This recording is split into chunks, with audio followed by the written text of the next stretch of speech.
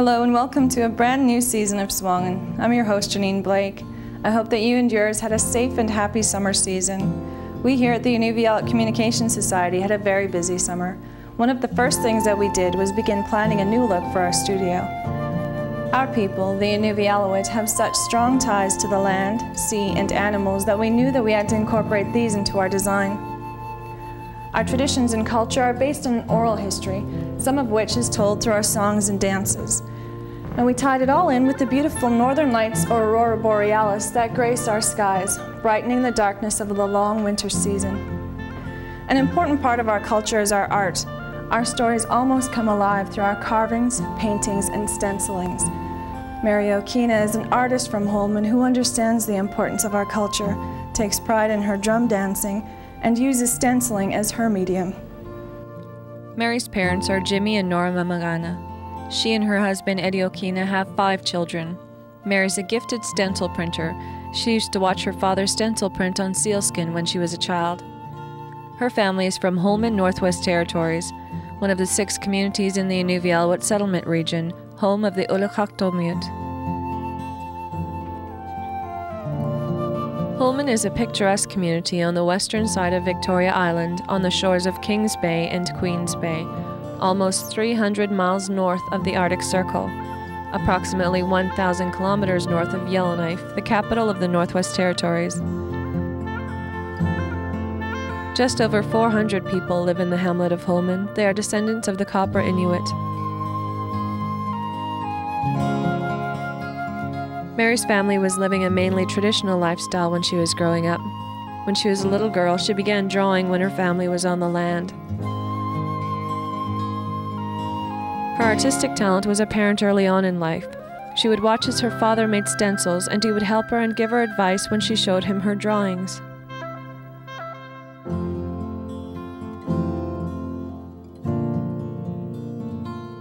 Well, when I was growing up, it's not like the way it was today. It was, well, the white society was just starting to come, but we were still living almost like the traditional way.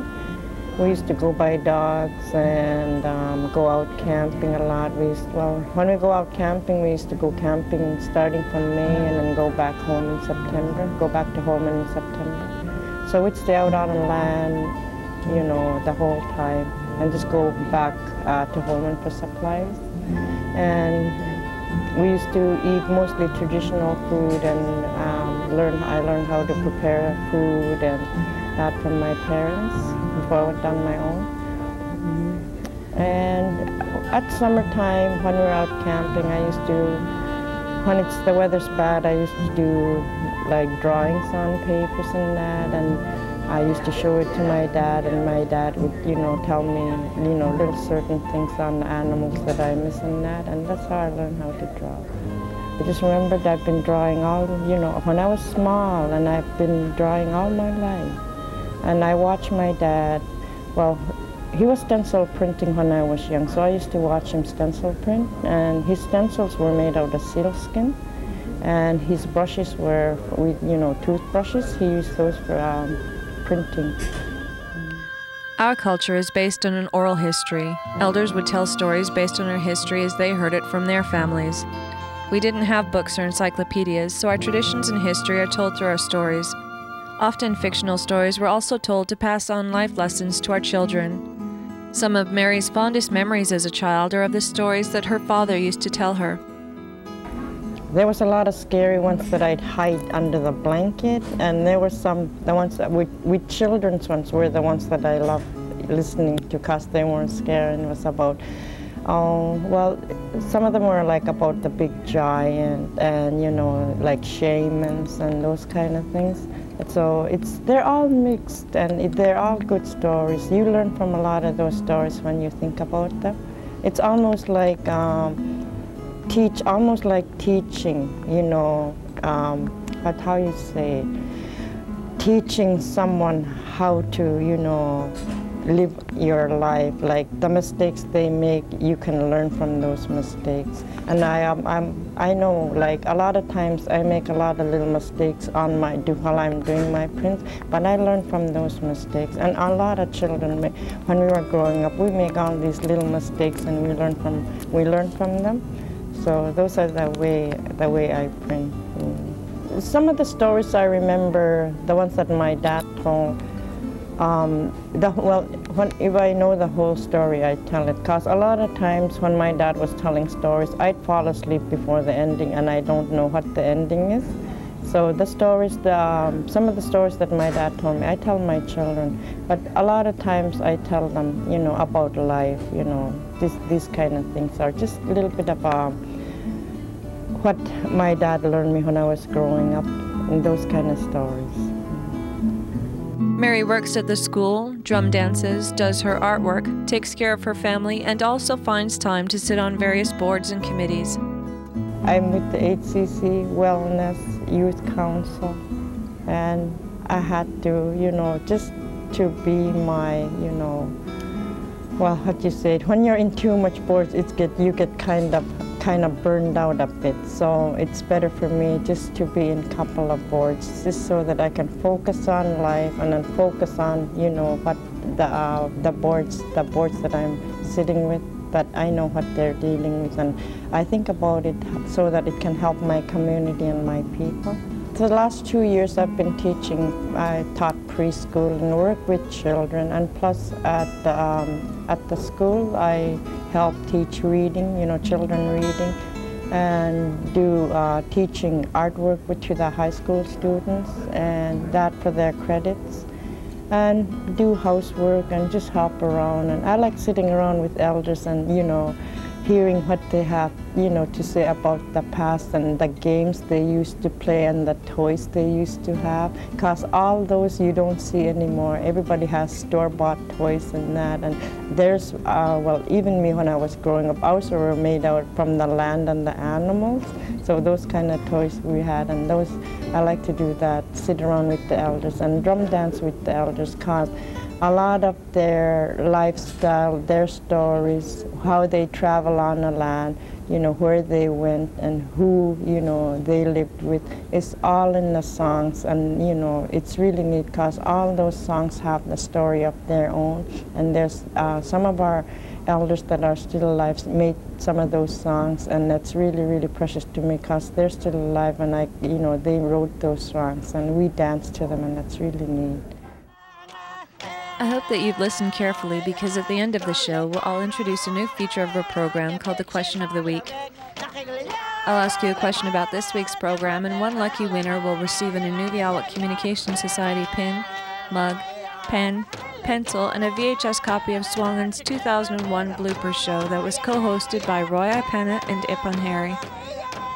We ask that you call in tomorrow between 9 o'clock a.m. and 4 o'clock p.m.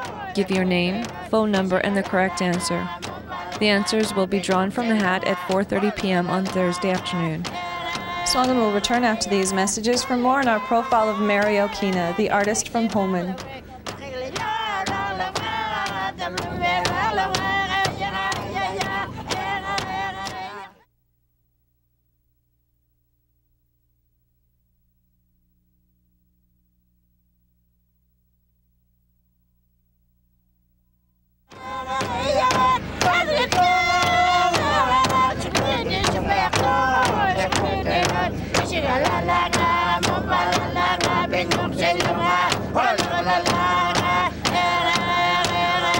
We're back with our profile of Mary Okheena from Holman. We asked Mary how she decided to make stencil printing her medium. When I first starting to do stencil prints, it was in '77, and my first stencils I made on my own. I used to heat up a copper plate in the oven, and then when the copper plate is warm enough, I take it out and then put wax over it, candle wax, and then put a paper on top of it, and then take the paper off, hang it up, and then put the copper plate back on, take it out, and that's how I used to make my stencils. I used to make a whole, about maybe 4 or 5 of them, hang them up and wait for them to dry, not, you know, to cool off the wax and that. And then I used to cut out my stencils with those. And I used to have to use a lot and, you know, redo my stencils because the candle, you know, from pounding on it, kind of eat up at the corners, the edges. So I used to make a couple of stencils of the same print before I start printing so that I could have, you know, extra ones when I'm going to print. Is this the first time that you've attended the Great Northern Arts Festival? No, when the year it opened, I came here, I was here, and then just once in a while I'd come, and I came this year. Oh, well, I enjoyed, well, with working with all these artists, and, you know, they're from all over the place, they're from different places.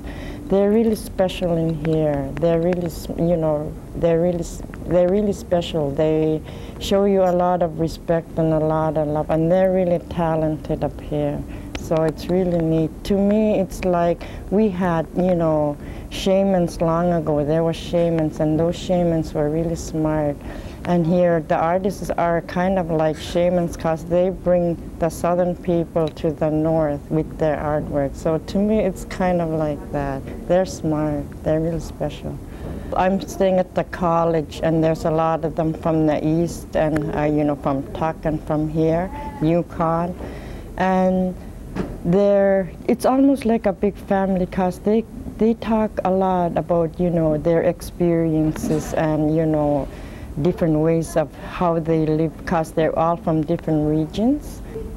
We compare languages from the east to the west. It's a lot of things we may say the same, but our dialect are just different, and that's really, really neat because we understand people from Rankin, England, but just a little bit of some of the words that we don't understand, and that's really, really neat. And they feel the same way as we do, so it's really, really neat. And they care for each other a lot, so it's really, really good.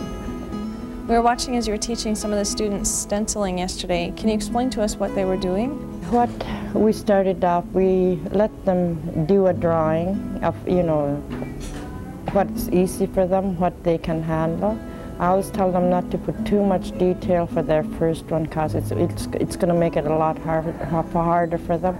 So they make a drawing, just a simple drawing, and then from there they start cutting out the mylar. First I ask them, you know, to think about the colors they're going to put on their artwork, but if they don't have any colors, you know, like they don't know what colors to use, they just can cut out the mylar, cut out the images and that, and then from there they can, you know, start playing around with the colors and see what they like. And some of them already have the colors, so they, you know, start printing with the colors. And they're smart people. Everybody's really talented, but they just never try. And then once they start trying, they start having fun. And while we're doing this, we talk about our lives and, you know, about each other and where they came from and, you know, what kind of experiences they have. And that's really neat because you get to know them that way when you're teaching someone. And then they get to know you too, so it's fun. Right now I use mylar, and it's almost like, well, when you photocopy papers, you know, it's those clear plastic that protects the papers. So that's the kind I use now. It depends on how much shading you're going to put onto the, like there's, when you're drawing a person from the side, you could see this part here. So that part, they make a shading on for that part. And then you have the arm here that's out. So the part, the further it is the image, it's darker, and the closer it is, it's lighter. So you may have 3 or 4 overlaps to get a shade. Certain shade you want. Well, you have to put the ink onto the brush first and then even it out. And after it's even out, then they can pound on it just lightly, you know, because the ink stays on the brush for a long time. And you just go lightly, slowly to what color you want, you know, like if you want it darker blue, you can just keep pounding on it and that, and you can pound on one side to make one part darker, and, you know, just keep the other part, don't pound on it so long, and that part will be lighter. And that way they get shapes, and then, you know, like the sense, you know, of the print. Like some part might be round, like after you pound so much on one part, and it's going to turn out like it's, you know, kind of round. SUAANGAN will return after these messages for more on our profile of Mary Okheena, so stay tuned to APTN, the Aboriginal People's Television Network.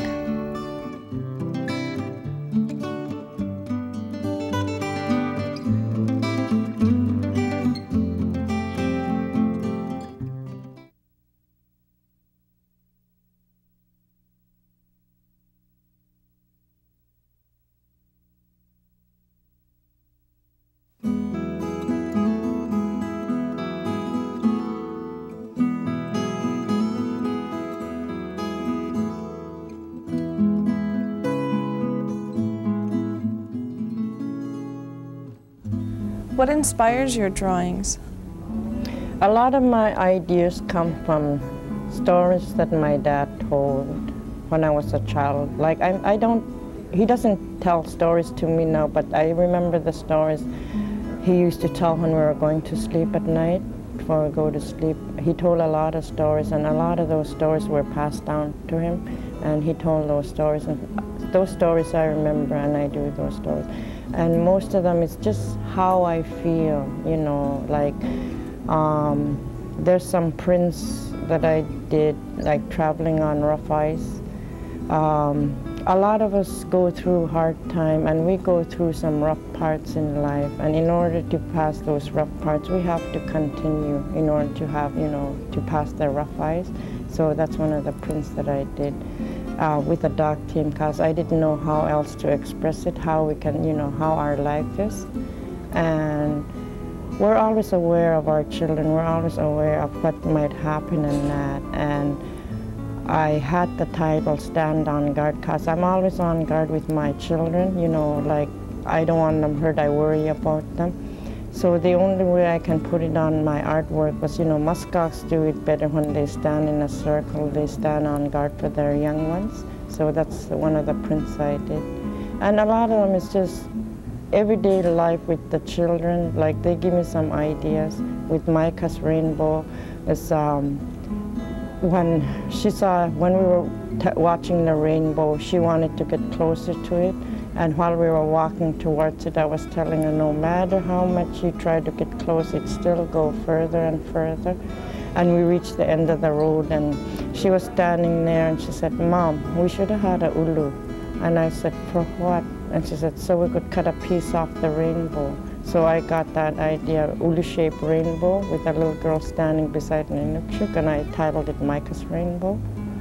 And it's everyday life, what children say, and just, you know, the way when they're trying to do things, you see them doing, you know, other little things. It just gives me ideas. And a lot of them are from in here, you know, like how I feel.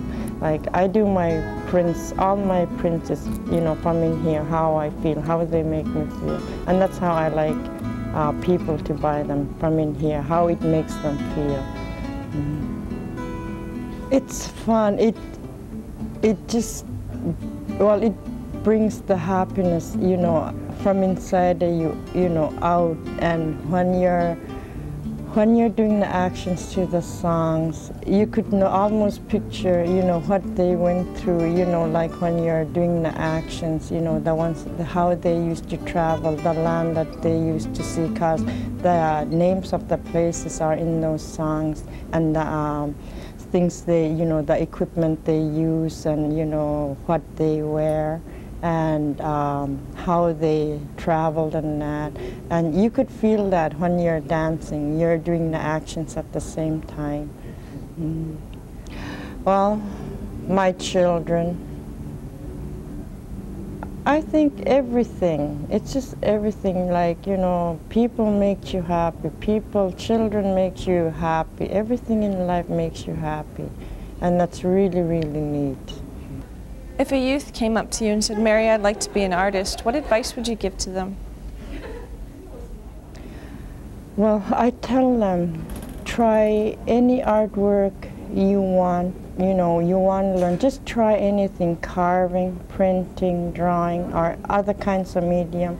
Just try it, and what makes you feel better and what makes you feel comfortable, you'll know what you want. Because I tried a lot of things. I tried carving, I tried lithograph, I tried etching. What I'm really comfortable with and what I like to do is stencil printing. It gives me the freedom with my hands.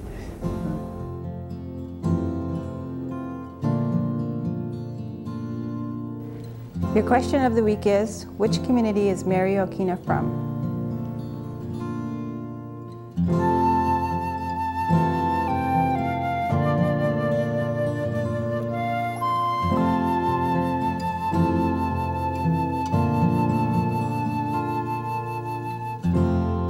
To me, our culture is really important. We had, well,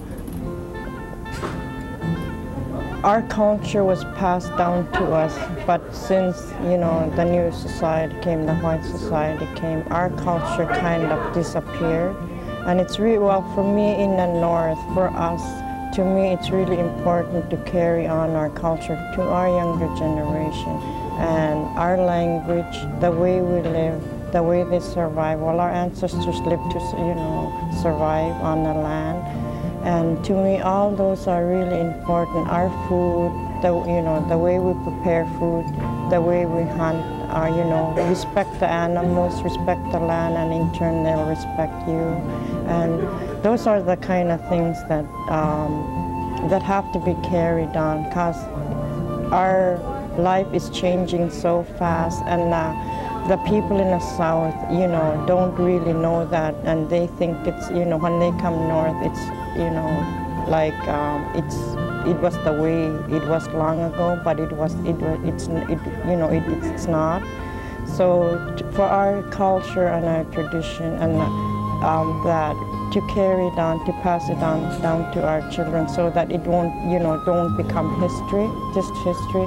That is really important for us people in the north, plus the people in the south, you know, if they knew our culture and that, they'd know how it was when we were living. And it's really important to know what about your culture and about the way your ancestors lived on our land, so that they could know who they are and where they came from and be proud of who they are when they grow up. We here at ICS would like to thank Larry Schattler, Greg Neeson, and especially Ronnie Simon for the incredible artwork that he did for our studio. That was our program for this week. Thank you for watching SUAANGAN. I'm your host Janine Blake, and I'll see you next week, where we'll bring you a program on the Norterra group of companies.